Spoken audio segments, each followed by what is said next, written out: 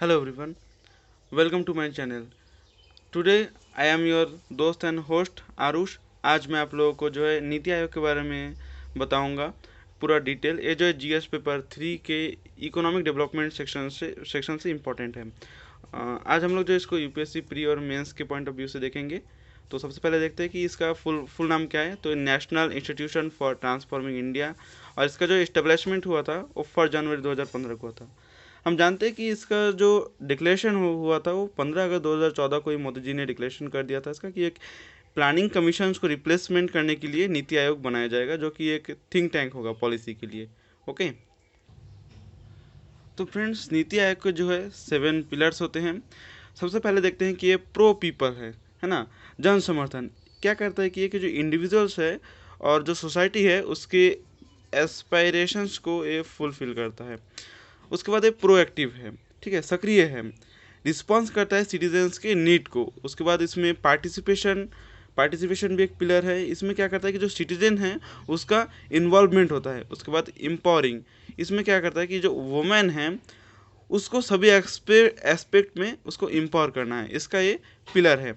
Inclusion of all, इसमें देखते हैं इसमें क्या होता है कि जो एसटी है, एससी है, ओबीसी है, उसके बाद माइनॉरिटीज़ है, उसके बाद गरीब, गांव और जो किसान हैं सबका इंक्लूजन इसमें हो, इस बात को इंश्योर करता है।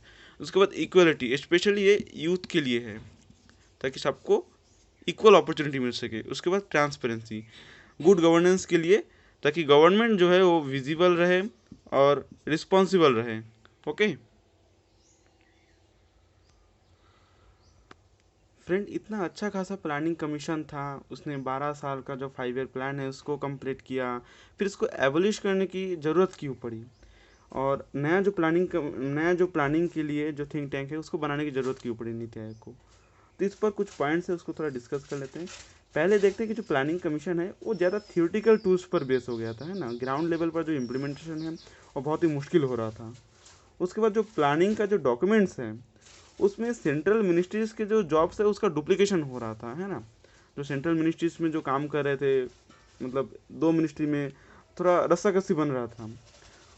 उसके बाद सक्सेसिव जो पीरियड है प्लानिंग का, उसमें जो टारगेटेड जो गोल सेट किया जा रहा था वो कहीं ना कहीं कॉम्प्रोमाइज़ हो रहा था, मोस्ट आर्बिट्री वे में कॉम्प्रोमाइज़ होते जा रहा था, ठीक है।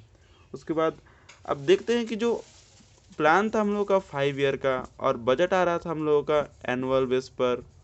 ओके, तो एनुअल बेस पर जो बजट अलोकेट किया जा रहा था वो कहीं ना कहीं ये जो 5 ईयर जो प्लान है इसको फुलफिल नहीं कर पा रहा था। तो एक तरीके से जो प्लानिंग कमीशन है एक बेस्ट एकेडमिक एक्सरसाइज बनकर रह गया था सिर्फ। उसके बाद जो प्लान्स हैं, जैसे कि मतलब मान लो रोड है, हॉस्पिटल्स है, इस टाइप के जो एसेट्स टाइप के जो प्लान्स है, प्लान्स डिस्टिंक्शन, इस पर जो है खर्चा कम हो रहा था। और जो नॉन प्लान है जैसे कि मतलब सैलरी है, तो इस पर ज़्यादा खर्चा हो रहा था। तो ये हमारी इकोनॉमी के लिए बहुत ही लॉस लॉस वाली बात थी। उसके बाद जो सिस्टम है सेंटर से ट्रांसफ़र का,